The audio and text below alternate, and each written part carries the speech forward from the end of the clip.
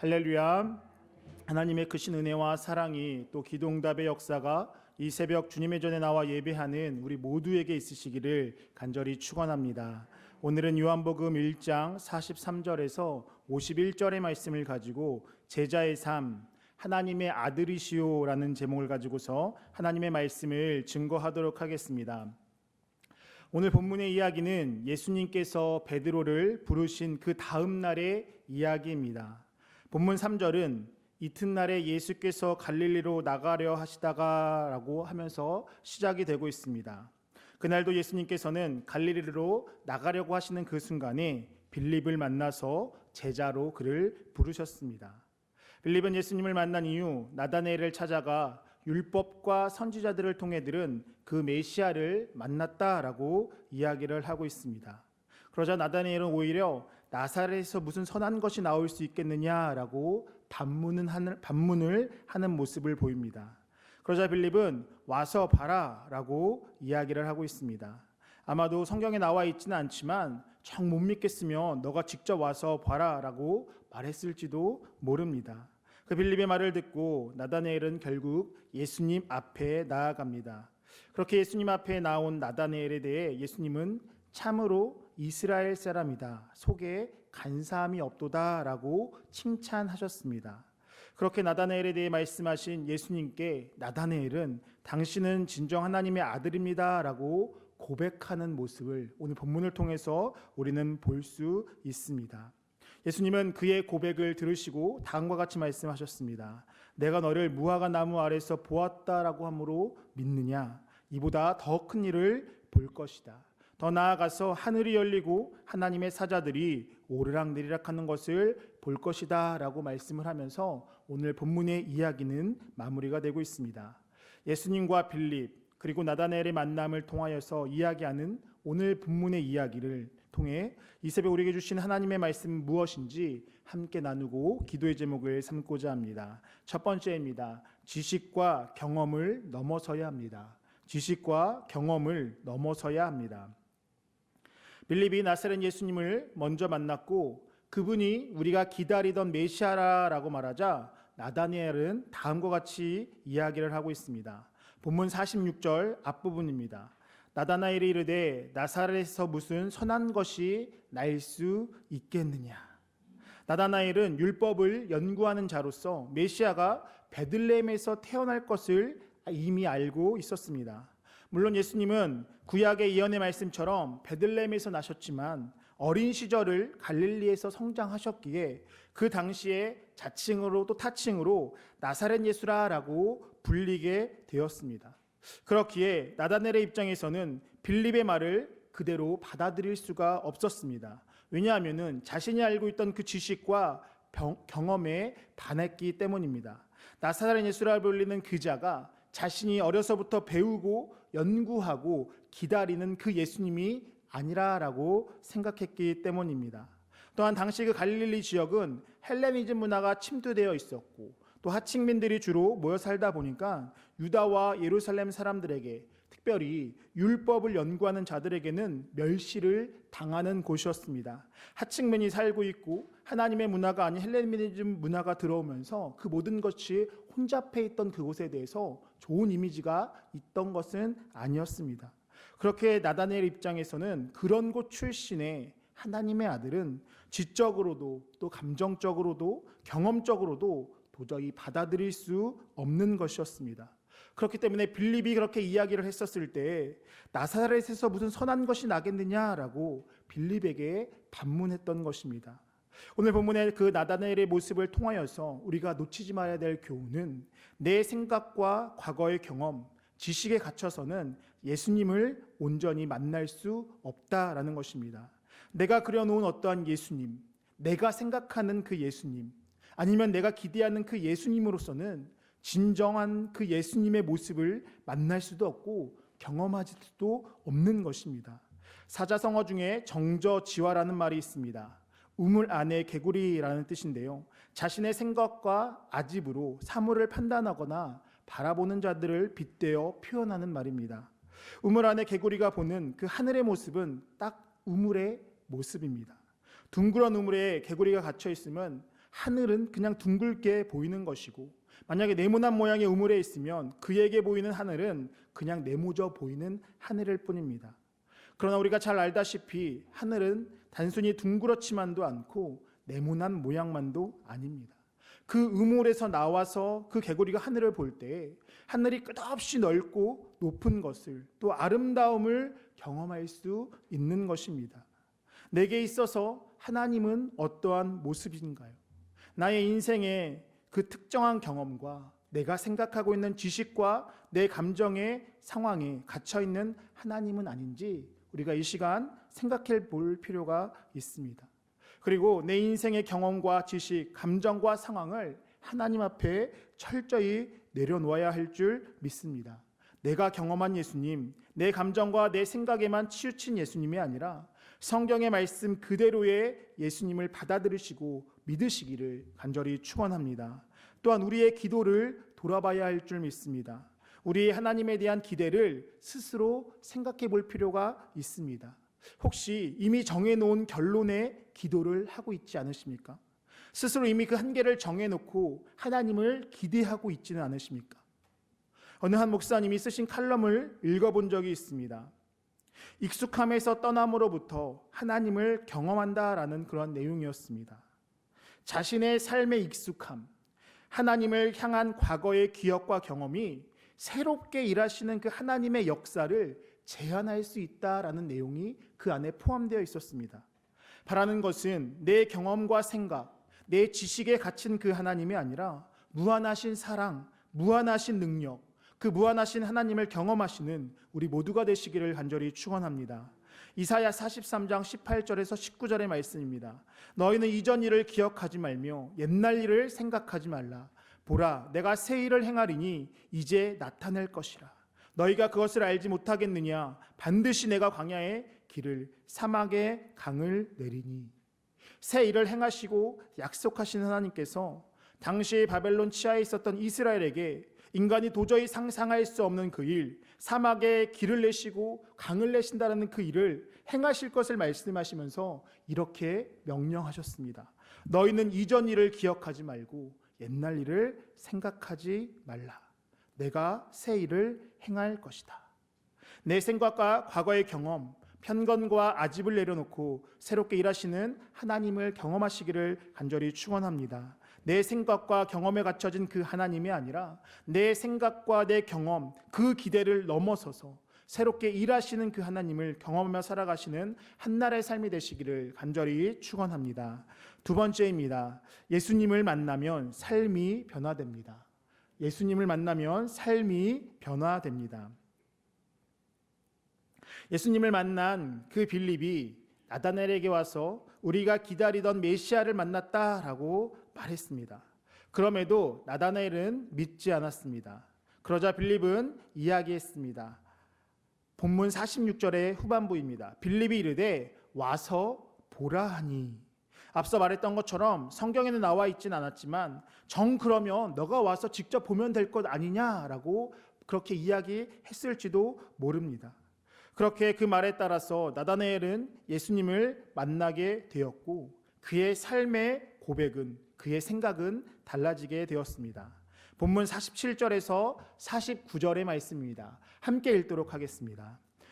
예수께서 나다나엘이 자기에게 오는 것을 보시고 그를 가리켜 이르시되 보라, 이는 참으로 이스라엘 사람이라 그 속에 간사한 것이 없도다. 나다나엘이 이르되 어떻게 나를 아시나이까? 예수께서 대답하여 이르시되 빌립이 너를 부르기 전에 내가 무화과 나무 아래 있을 때에 보았노라. 나다나엘이 대답하되 랍비여, 당신은 하나님의 아들이시요 당신은 이스라엘의 임금이로소이다. 아멘. 자신의 그 모든 삶을 아시고 자신의 마음까지도 알아주시는 그 예수님 앞에 그 예수님을 만난 나다나엘의 고백은 당신은 하나님의 아들입니다. 당신은 이스라엘의 임금입니다. 라는 그 고백이었습니다. 아마도 그 예수님과 나다나엘이 만난 그 현장의 대화는 오늘의 본문의 대화처럼 짧지만은 않았을 것입니다. 더 다양하고 깊었을 것입니다. 그렇게 예수님을 만난 그 만남을 통하여서 나다나엘은 그 마음과 생각이 변하게 되었던 것입니다. 자신이 알고 있었던 자신의 감정과 경험과 가치관이 그 예수님을 만났을 때, 그 예수님을 만나고 대화하는 그 순간에 다 무너져 내려버린 것입니다.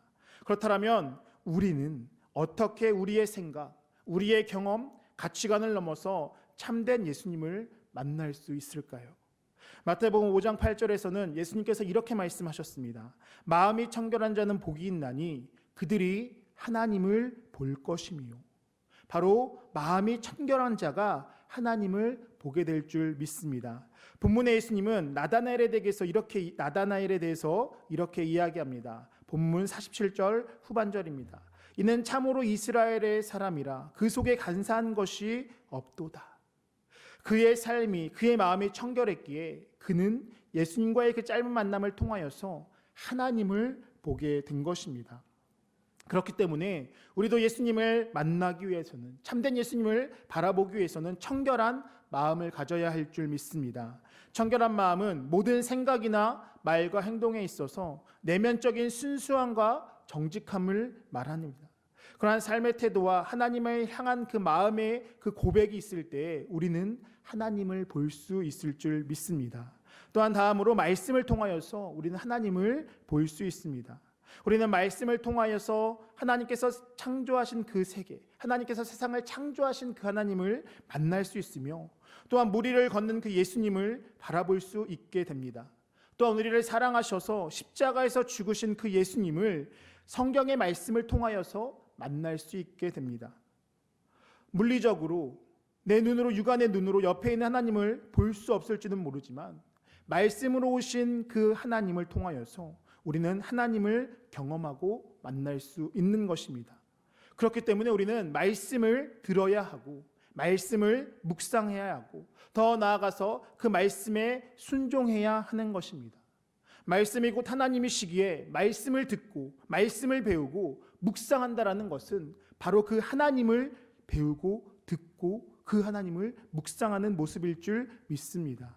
그럴 때에 우리는 하나님을 경험하게 되는 것입니다. 또한 기도를 통하여서 우리는 하나님을 깊이 있게 경험하게 됩니다. 성경을 읽고 설교를 통하여서 들은 그 하나님이 그 성경 속에 문자로 갇혀있는 그 하나님이 아니라 기도를 통하여서 하나님 앞에 엎드리는 그 시간들을 통하여서 그 하나님이, 그 예수님이 내 삶 가운데 경험되어지고 고백되어지는 것입니다. 소위 말해서 메가처치, 어떤 대형교회에 은퇴하신 한 목사님께 어느 분이 이렇게 물으셨습니다. 목회의 여정 중에 무엇이 가장 힘들었습니까? 그러자 그 목사님은 주저하지 않고 이렇게 말씀하셨습니다. 기도하는 것이 가장 힘들었습니다. 매일 2-3시간, 어떤 날은 5시간 기도하는 것이 내 목회에 있어서 가장 힘들었습니다 라는 고백이었습니다. 성경을 연구하고 말씀을 준비하지만 기도를 통하여서 주님을 경험하고 주님의 능력을 경험할 때에 주님께서 내 삶에 역사하시는 것을 깊이 있게 경험했다라고 이야기를 하셨습니다. 그렇기 때문에 우리는 말씀을 듣고 읽고 묵상해서 그곳에서만 그쳐서는 안 될 줄 믿습니다. 우리가 기도해야 되는 이유는 우리가 들었던 그 말씀, 우리가 읽었던 그 말씀, 우리가 묵상했던 그 말씀이 우리의 삶 가운데, 우리의 마음 가운데 깊이 경험되어지는 것은 바로 그 기도에서부터인 줄 믿습니다. 그렇기 때문에 우리도 기도를 해야 하는 것입니다. 말씀을 통해 보고 들은 예수님을 삶 가운데 구체적으로 경험되어지고 더 깊이 알아갈 수 있게 해달라고 하나님 앞에 기도하면서 나아가야 하는 것입니다. 그럴 때에 우리는 예수님을 깊이 있게 만나고 경험하게 될 줄 믿습니다. 이 모든 것이 한 번에 이루어지는 것은 바로 예배의 자리입니다.